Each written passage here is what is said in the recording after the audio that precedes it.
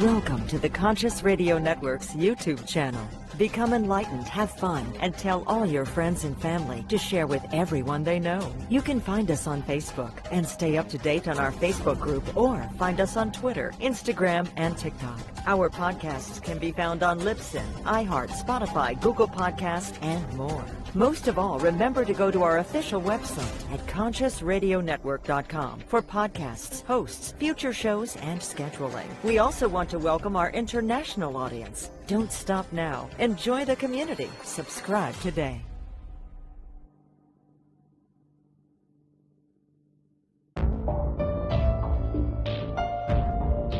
This is the Conscious Radio Network.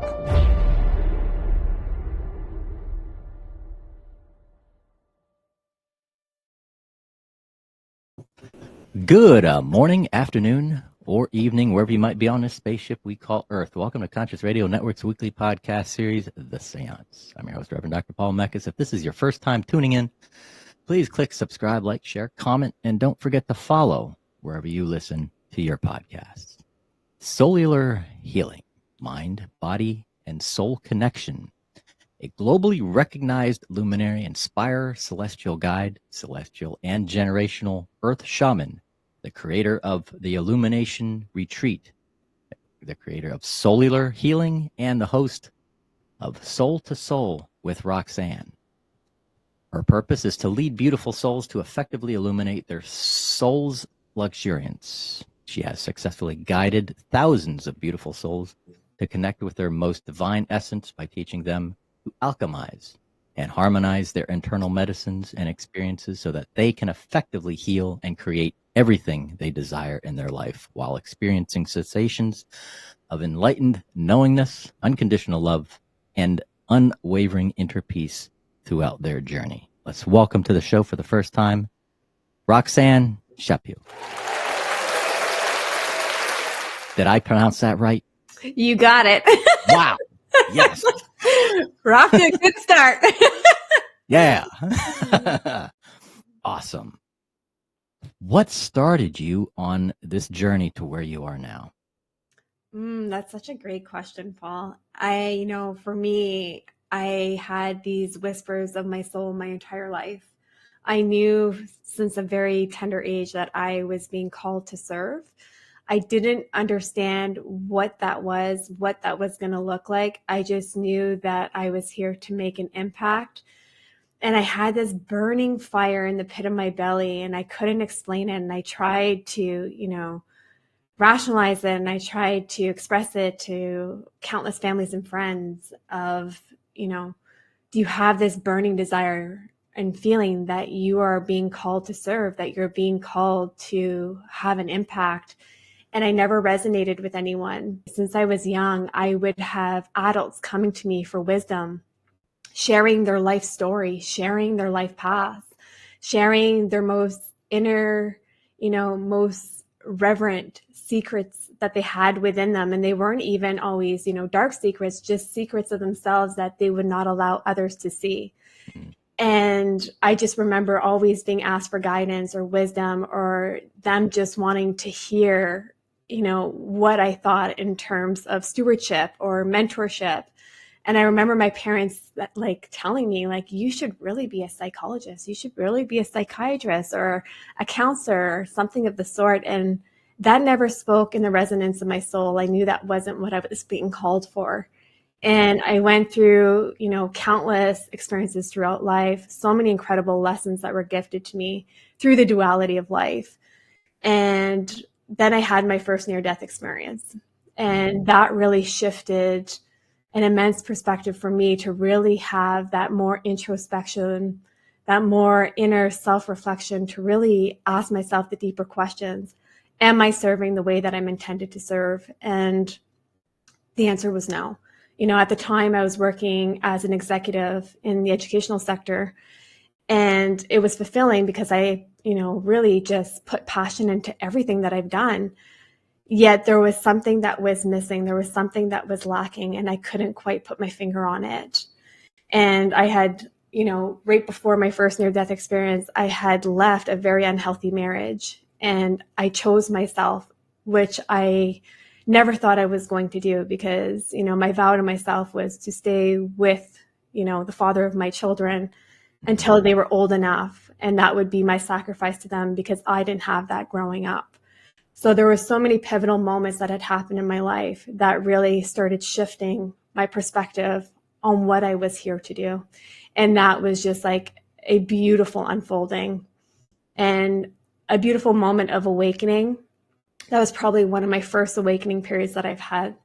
And then after that, as you know, is just like countless awakening periods that follow shortly after that. Yeah, it's these sporadic, unexpected downloads that we get. It's like, whoa, these epiphanies. And in a sense, too, everybody has that burning question of that internal dialogue. What is the purpose of all of this? Why am I here? And you found it.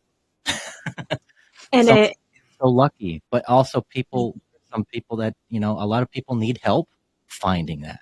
Yeah.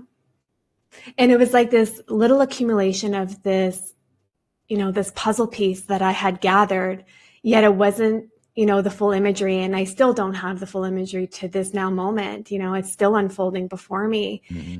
And after that first near-death experience, shortly after, I experienced 3 more near-death experiences right after that. So they were very simultaneous, and it was like deep awakening after deep awakening after deep awakening. And it was just such deep transformation. And then I was called by the dream spirit, from dream state, to really start coming into more of the generational aspects of my gifts throughout our tribal community. And how do I, sit with our mentors? How do I sit with our elders? How do I understand the wisdom? How do I understand the medicines, the healing practices, the traditions? It was just such a beautiful unfolding of my journey. Yeah. Yeah. Now, what type of shamanic work do you do? Can you describe the? Yeah, absolutely. So for those that are maybe unfamiliar with shamanism, so being a shaman is in reference of, hundreds of thousands of years ago, where there were tribal communities, and there still are tribal communities to this day, but they would regard their shamans as like our doctors nowadays, but they would be like the energy doctors, the spirit doctors, the herbalists, things like that, of that nature. Yeah. So there's like this wheel in shamanism of like different variations of specialties, of specializations, of where we focus our healing. So there could be transient states, there could be knowingness, there could be intuitive reading. There's just like, it ranges from a different, variety of things. And then in the middle, there's a void healer that kind of taps into all of those gifts. So that was kind of where I was, led by my mentors and the elders, and through countless journeys, is that I'm a void healer. So I connect with all of the gifts, and then I utilize all the gifts depending on the soul's essence and depending on the soul's requirements and needs. So typically how I come to know this is obviously being in connection with their highest self. What is in the best interest of that highest self in this now moment? Do they need to go more into the emotional body and do somatic movement? Do they need to go into a trance state? Do they need to go more into the intellectual bodies? Do they need to go into the centers of intelligence of their, their energetic center? So it really just differentiates between every single individual. Yeah. Now, how can we heal ourselves? Yeah, so we do heal ourselves. No, I hate the word healer in a way that we reference that somebody else heals us, because that's not what happens. We are all capable of healing ourselves. We are all healers at the metrics of who we are. Our body, its natural mechanism is to know how to heal and heal itself. When we cut ourselves open and we have a gaping wound, our body naturally knows in the progression of the cell's regeneration, it knows how to heal itself. The same holds true when it happens within the energetic fields, within the emotional body, within the intellectual body, even in our sensories, right? In the bodies of our sensories. So our body knows naturally how to heal. What happens is that we prevent its healing because there's a lot of limited beliefs that we can't heal ourselves. So we're always looking for external remedies in order to remedy ourselves. It doesn't mean that there's no place for Western medicine, because there absolutely is. I think there's a beautiful, harmonic movement that can happen and flow and weave between the both of them. We're so advanced in science now that we understand ourselves more than we ever have, and yet we still don't understand ourselves fully.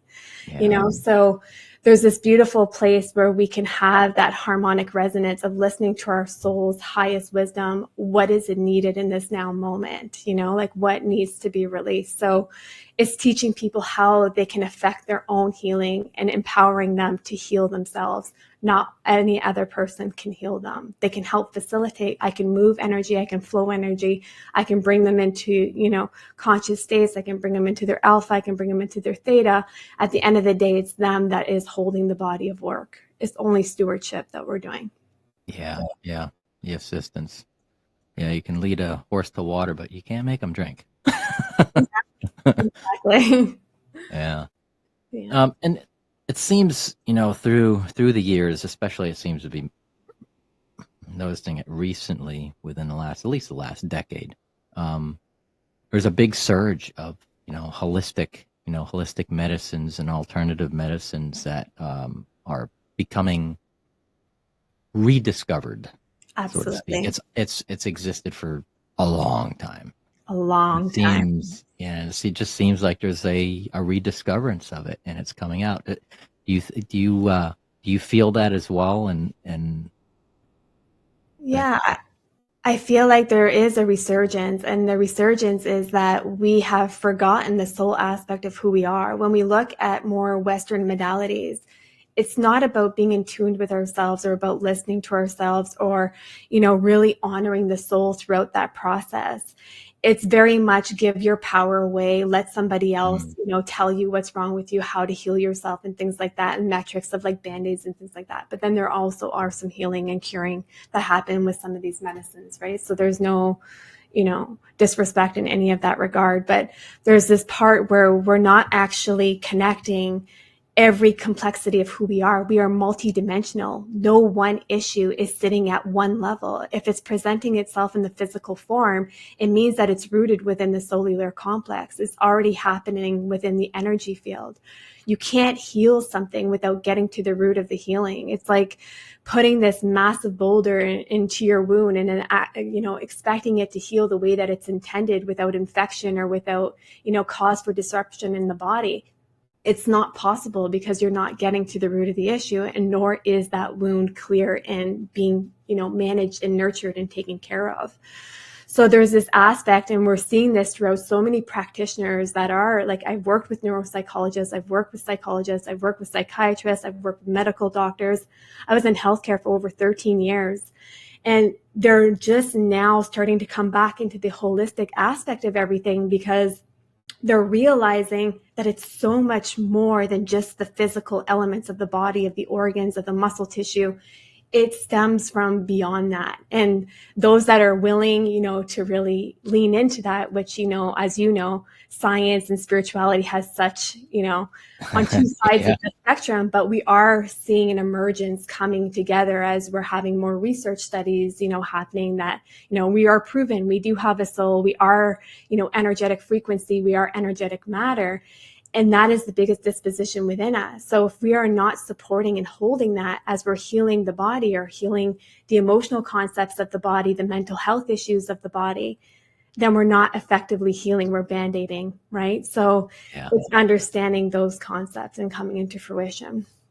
And you see a lot of, or many doctors out there in the general Western medicine that are kind of, I've seen a couple completely leave the field. Yep. And start their own, functional medicine, stuff like that, or their own practitioner. Have you seen a lot of that? Absolutely. I mean, I've worked with thousands of medical practitioners and not just, the doctors, but nurse practitioners and things like that are looking not so much of just, naturopathy or homeopathy, but they're looking at the exploration of how can I look at someone and help someone, navigate through their journey holistically? I understand the medical science behind, this aspect of the body, but we don't even fully understand the body.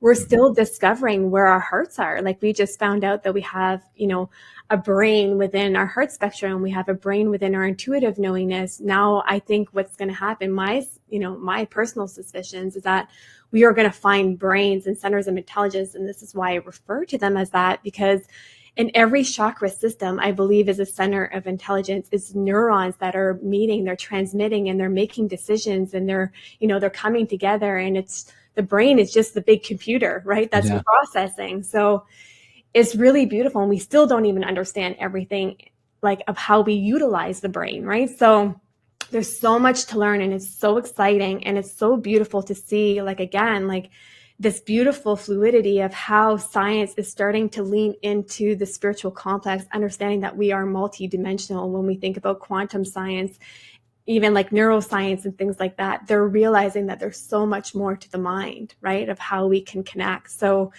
it's really powerful to see. So for these people to come into these practices, you can see that they are feeling fulfilled, and they don't feel like they're just, doing things by what they've been told and guided to do. They're actually following their own intuitiveness and the way that they're affecting that stewardship, and how, to help facilitate healing in others.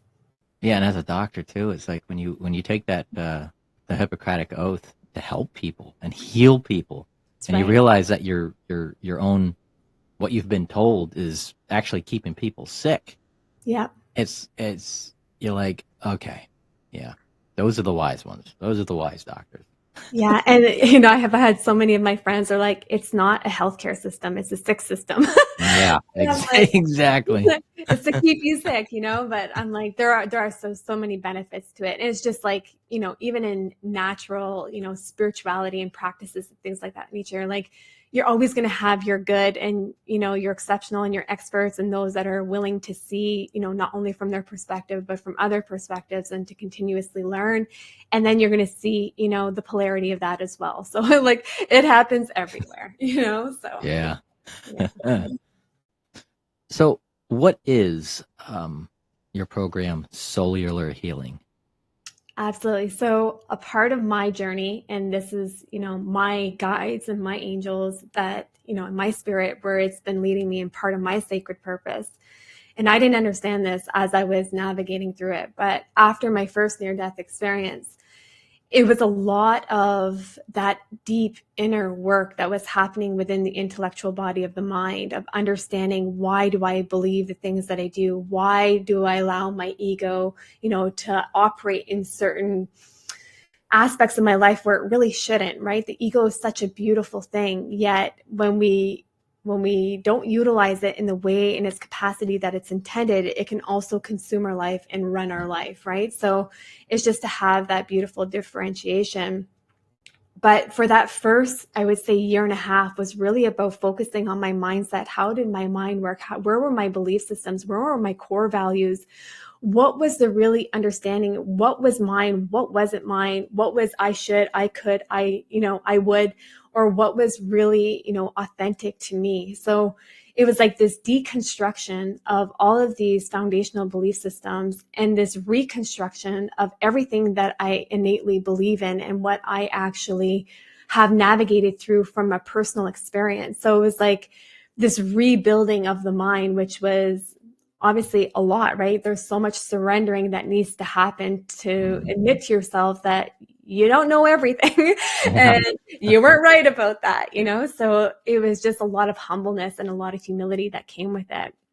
And then naturally my path just started moving me more into the emotional body.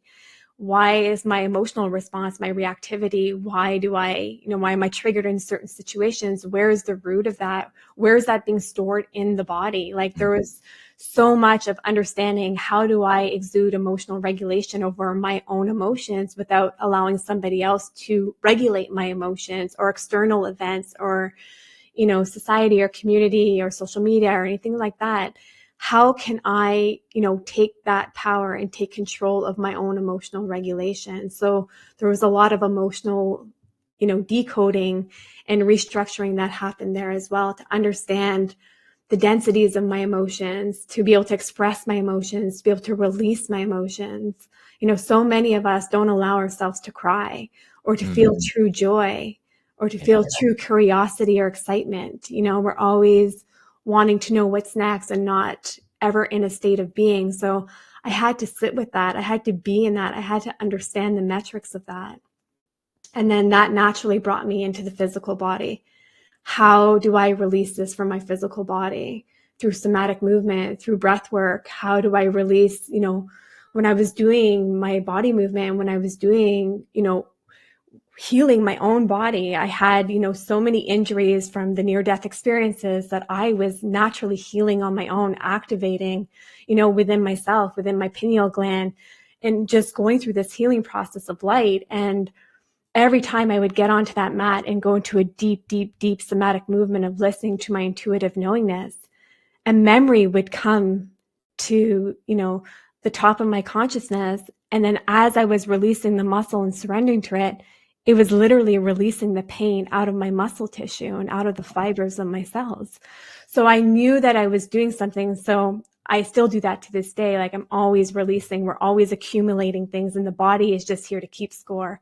So it's like I'm always in cycle of practice, right? So it was like I was guided by spirit to literally go through every modality myself so I could teach from not, from learnings or from a book. This was gifted to you. This is how you do it. And this is how you're able to do that. And that was the most powerful thing for me, because when you're teaching from experience yourself of what your body had to navigate through, it's so powerful. And then naturally the energetics of everything, that was like just a culmination of everything that was happening. So it was releasing the root out of the energy field, removing the imprint, closing up the energy field, doing extractions, doing soul retrievals. Is a lot of body of work, right? But super powerful. Wow. Yeah, with personal experience, it not only makes it easier to teach people how to do it, but the emotion, people connect better out of other people it seems like when you're teaching it out of experience, other people can feel that. Absolutely. You give them that energy and they can feel that energy. They're like, whoa. Yeah. So now when you have a retreat. You have a retreat called let's see, what is it? The Illumination Retreat. Yeah. Let me bring it up real quick. That's an awesome picture. Thank you. Is that where it's going to be?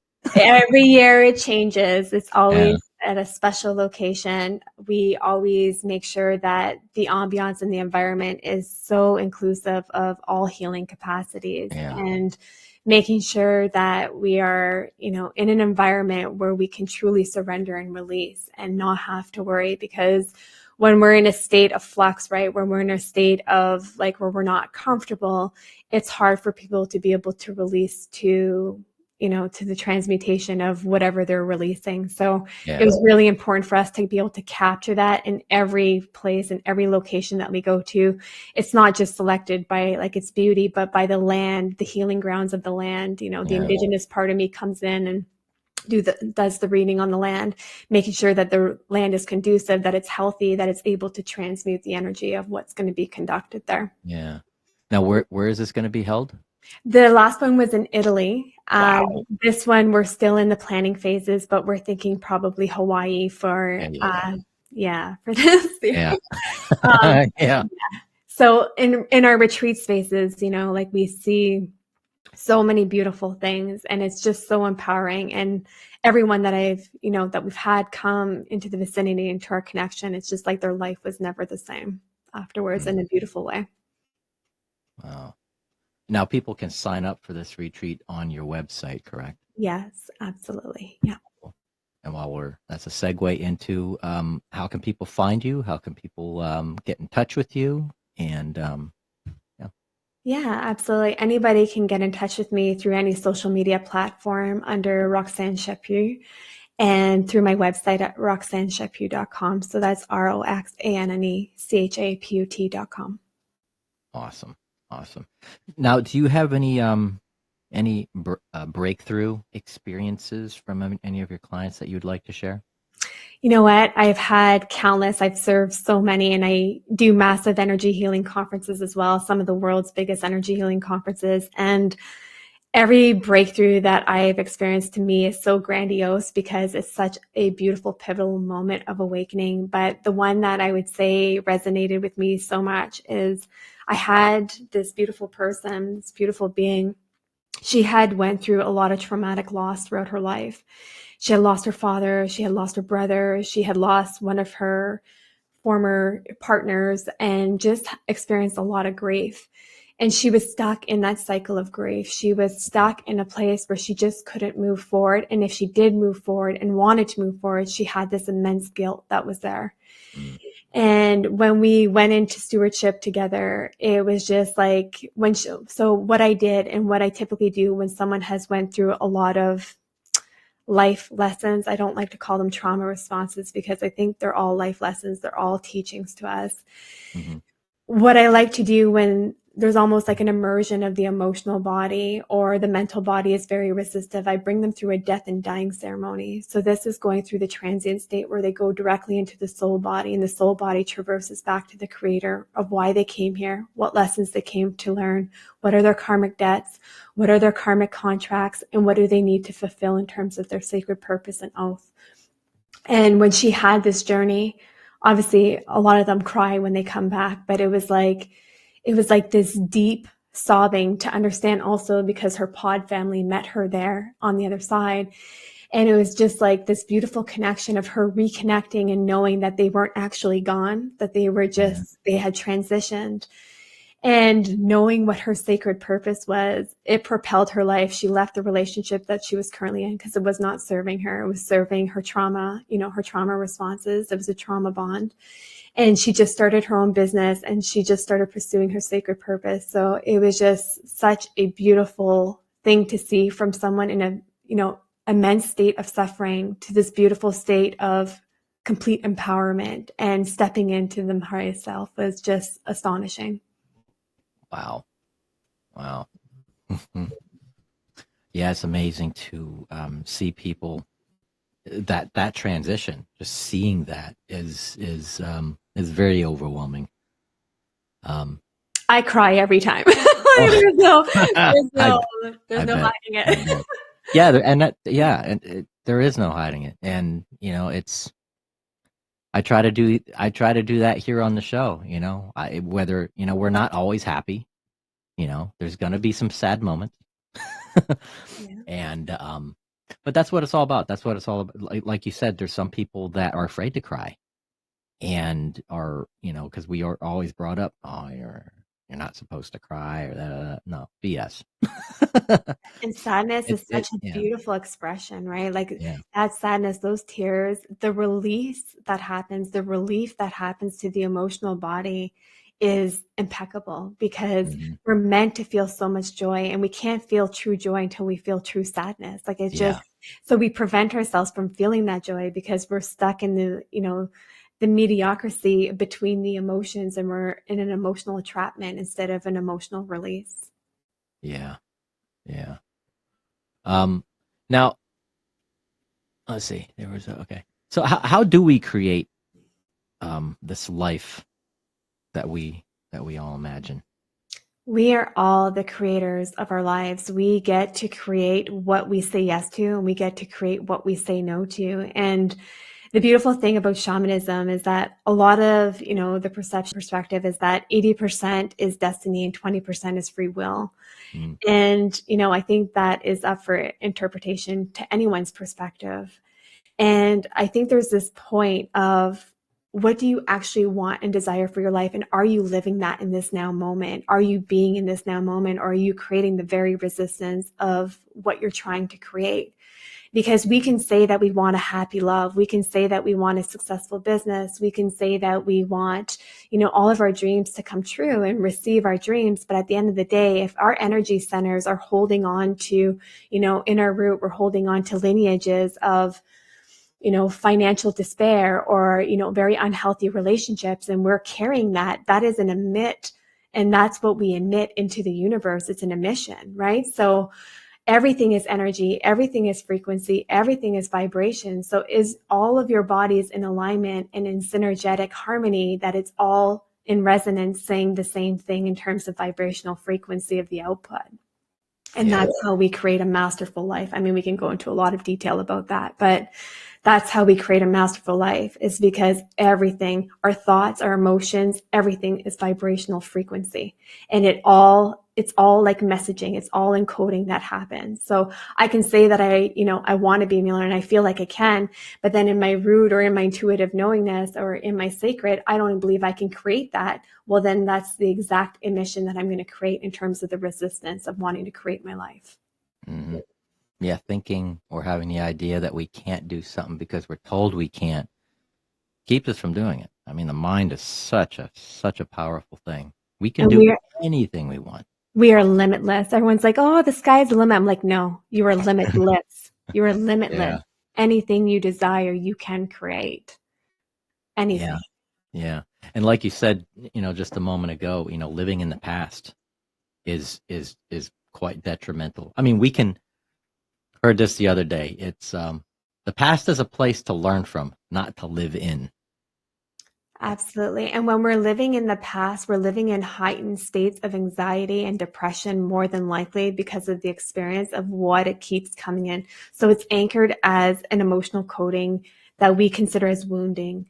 And the reality of that is that the moment that we start being present, and this is not even, going into the future at times, our mind is naturally going to wander because we are so multidimensional and we're living at so many different dimensional planes at a given moment. Mm-hmm. But what it is that if we can't learn to be a human being, right, and to be in the presence of everything that we are, then it's very hard to actually get to a place where we actually want to be. And when you ask most people, the first thing that they want is freedom. They want inner peace. They want to feel like they're fulfilled and that they're happy, and they're seeking all these things externally outside of themselves. When you come back to being and you come back to sitting while you're uncomfortable in being, that's when you really start doing the body of work. And work doesn't need to be work, right? Like, it's about healing. It's healing forward so that you can be, and that you can release the past, and you can take the lessons, you can take the teachings, and you could apply them to your life. That's all that they're meant for.